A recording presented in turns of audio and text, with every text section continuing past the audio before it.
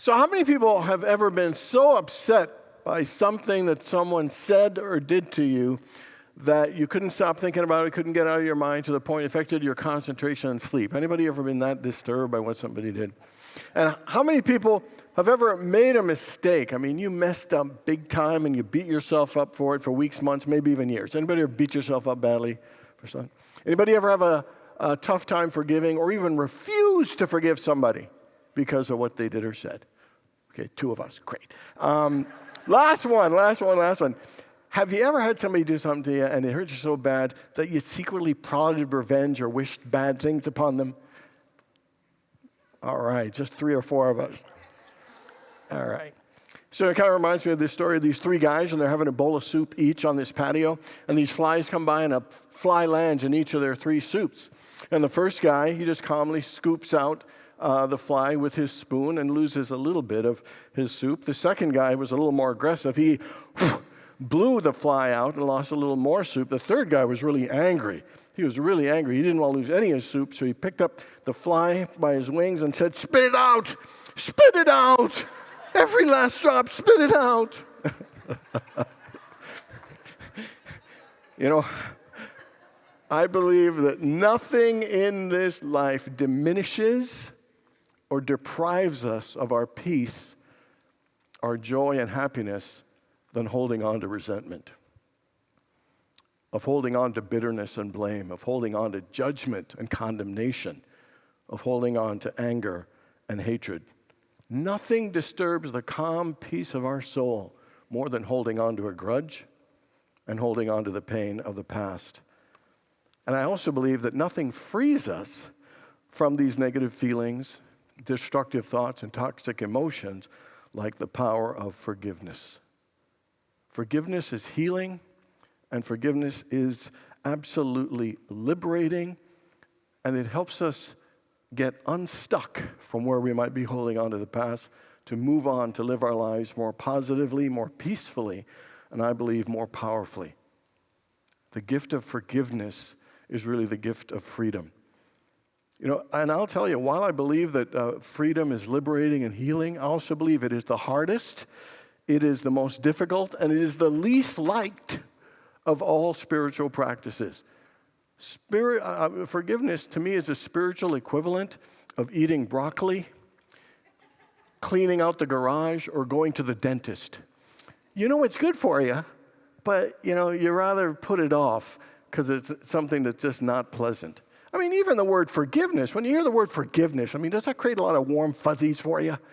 I mean, when you compare the word forgiveness to thankfulness, joyfulness, or happiness, you can't compare because there is something about it, you know that it's tough, even though it is good and important for us. I would say without a doubt that forgiveness is an invaluable spiritual practice and a vital life skill if we want to live a happy and fulfilling life.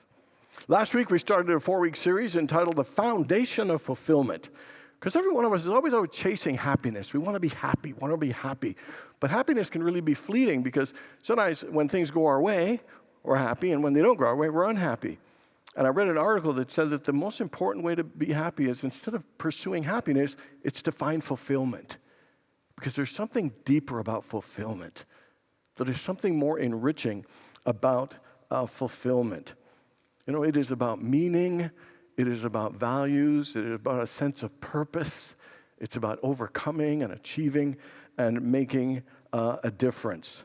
In fact, pursuing fulfillment instead of happiness is actually easier, it's healthier, and it's more effective way, you know, to have a happier and fulfilling life. Last week we looked at the very first foundation of fulfillment, and it's faith. Faith is a power and belief in a power that is greater than ourselves that can call forth greater peace and love and joy and abundance. Faith is that thing that lets us know our dreams can come true. Faith is that thing that when we get knocked down in life, that knows there's something in us that can help us rise up again and to live a better life. And the other thing about faith is it helps combat the greatest thing that holds us back from living, which is fear.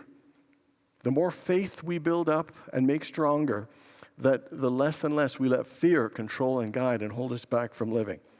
And the second foundation about fulfillment. It's about values. It's about what's important to us. It's what does your life mean to you, and what is your purpose? What are your priorities?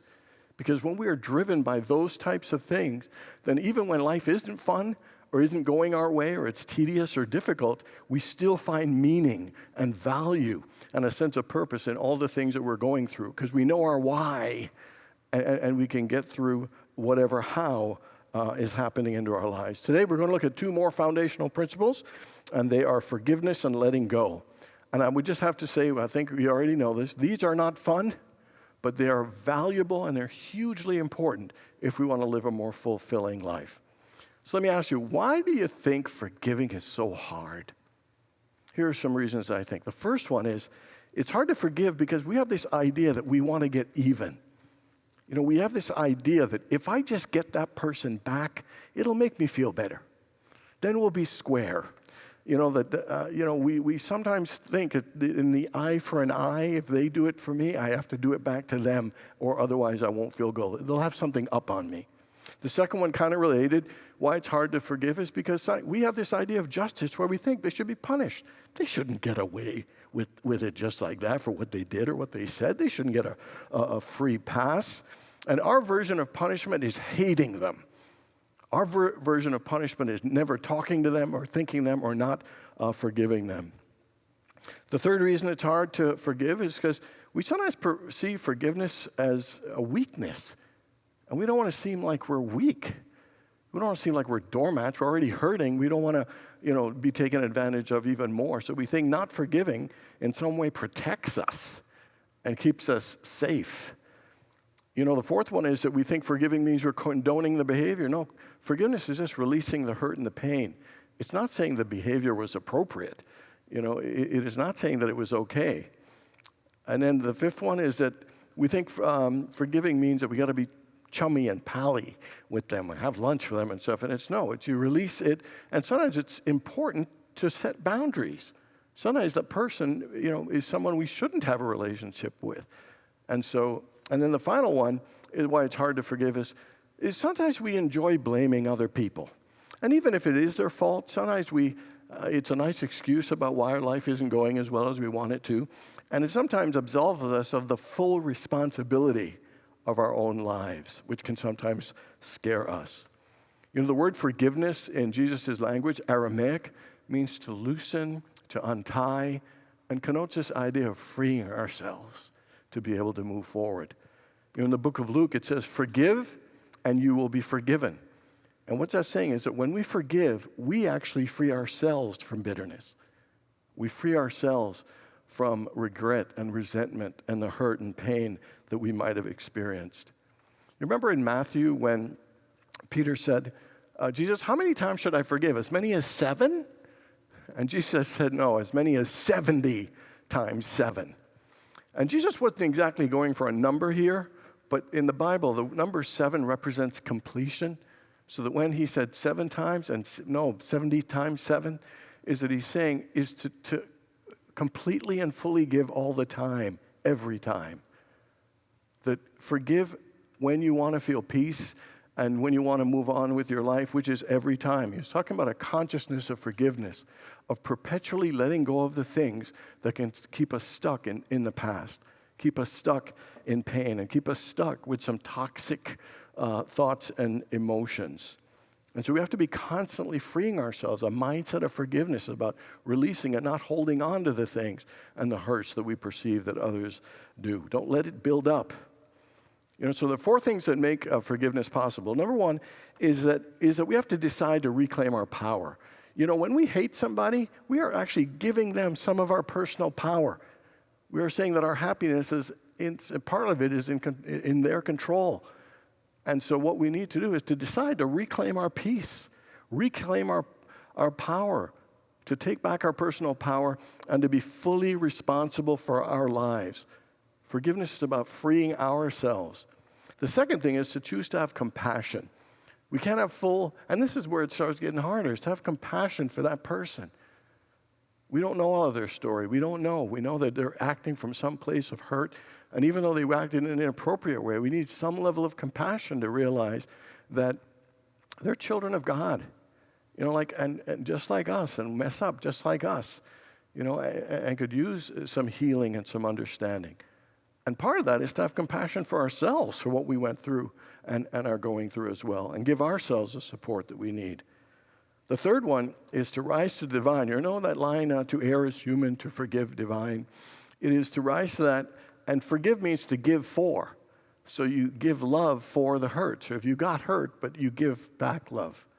You give back understanding. You give back care for the other person. And know that some good will come forth. So to be able to send them blessings of peace, blessings of love, and blessings of goodness is important. And it's to going to that higher, that Christ level of ourselves to express that level of love and care for the other person, even when we have been hurt by them. Gandhi said that forgiveness is not for the weak.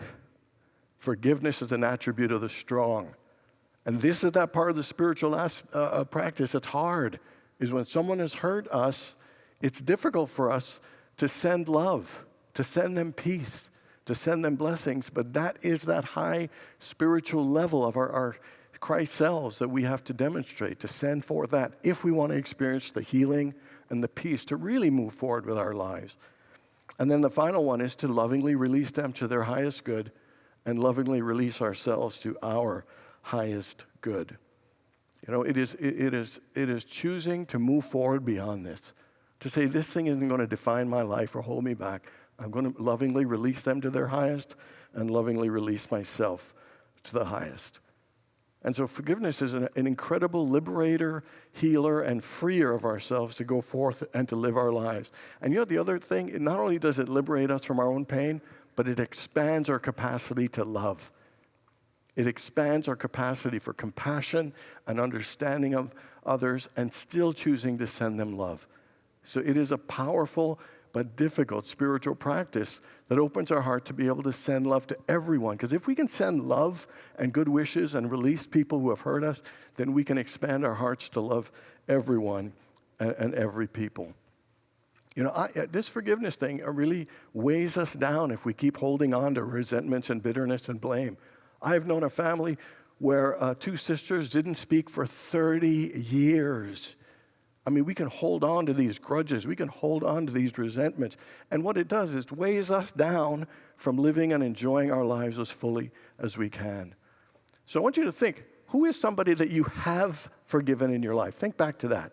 Who is a person you have forgiven? And who is someone you need to forgive right now? Now, looking back on it, you have already forgiven, so you know how to do it. Not easy, but you've done it. So who do you need to forgive now? And what do you need to forgive yourself for? In what way is some resentment holding you back? And are you willing to free yourself?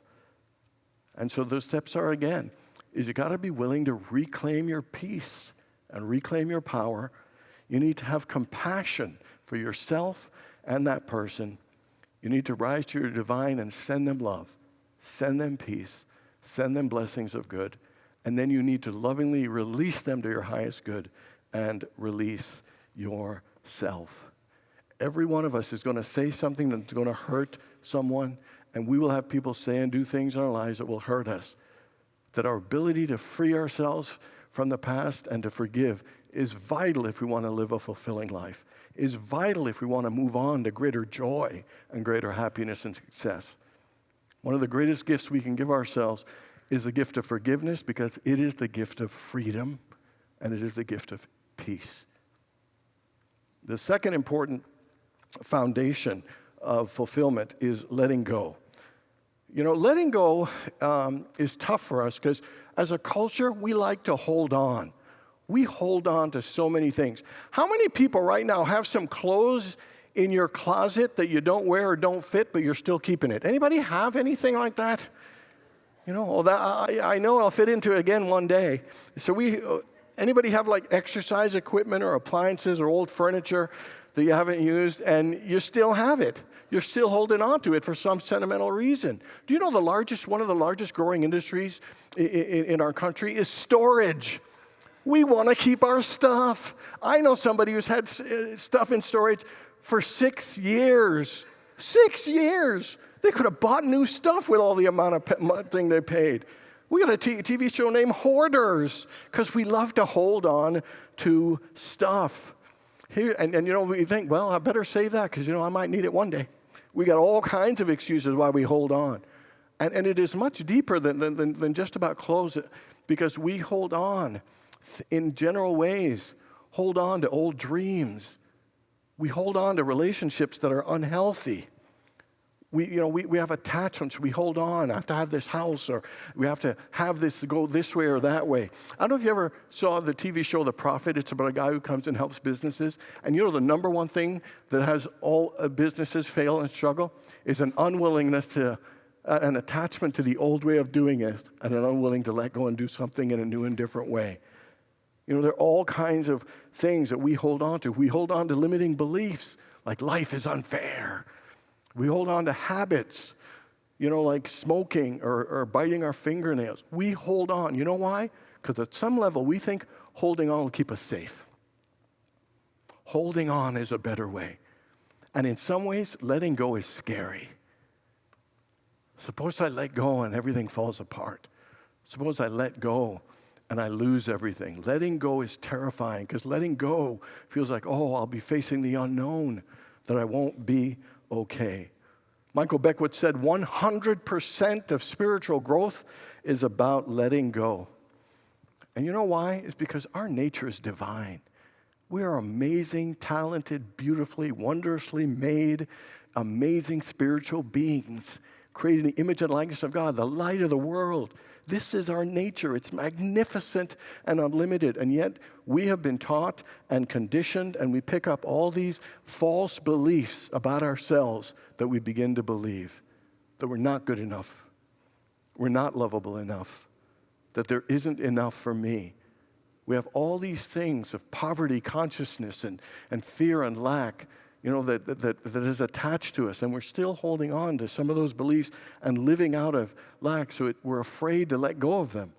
We're afraid to let go of these things.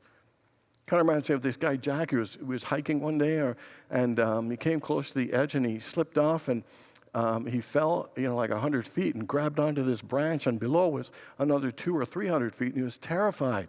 So he started screaming, help, help, help, anybody help, God, help, help. And he hears a voice, says, Jack, everything's going to be okay. And he says, Jack, is that you, God? Yeah, that's me.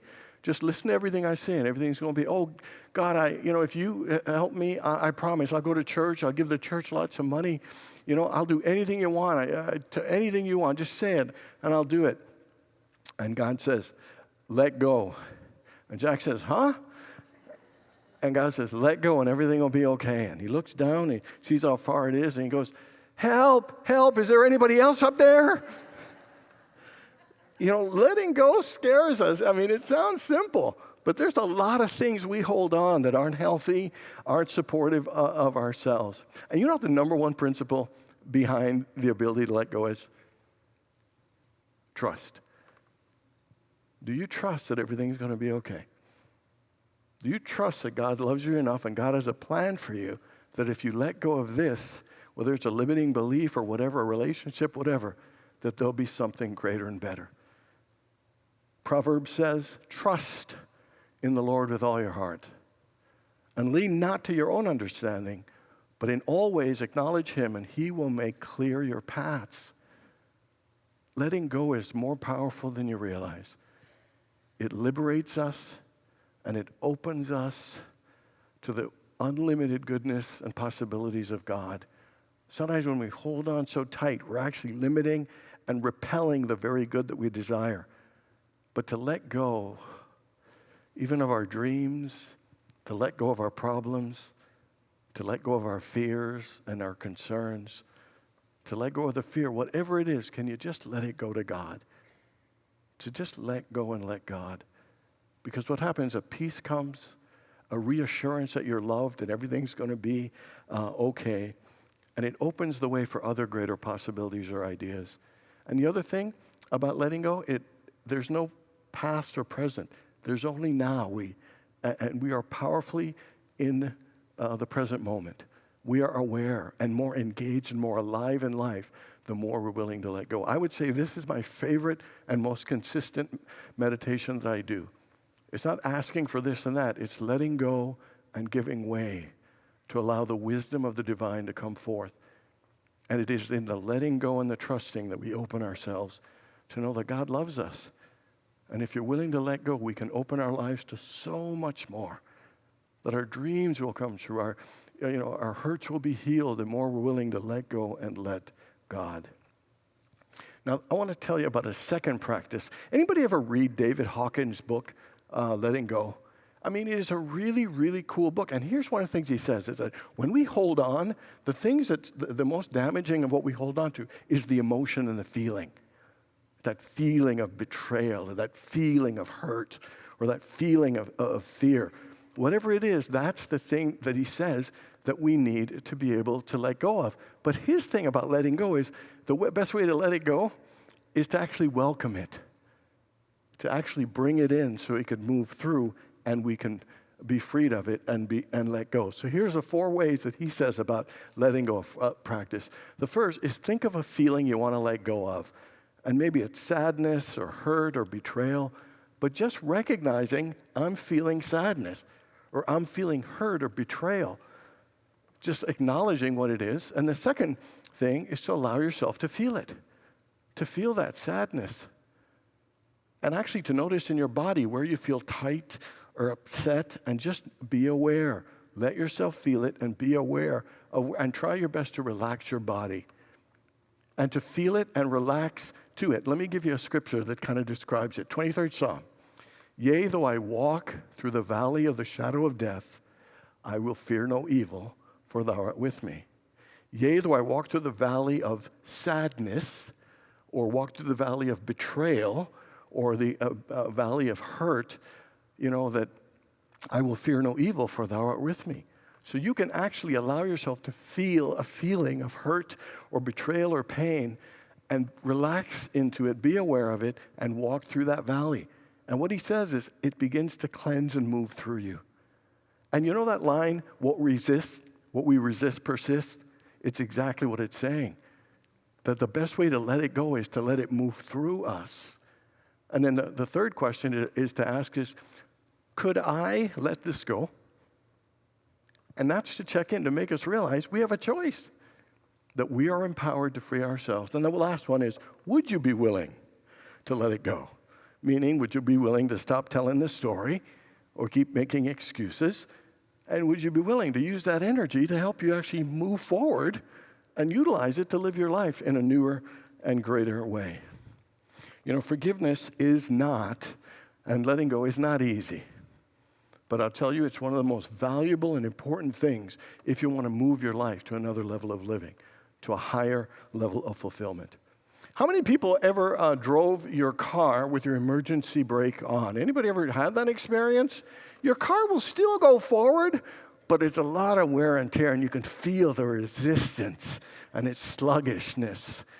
And trying to live your life with resentment or holding on to grudge or not forgiving and not letting go is like driving with your emergency brake on.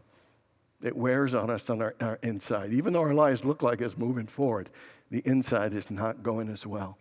But when we release the brake, which is the equivalent of forgiving and letting go, we move down the road of life with greater ease, greater peace, and greater joy. We all want happy lives, but if you want to go deeper and have a more fulfilling life, work on the foundations of the fulfillment. This week, I want you to practice forgiveness and letting go. God bless you all.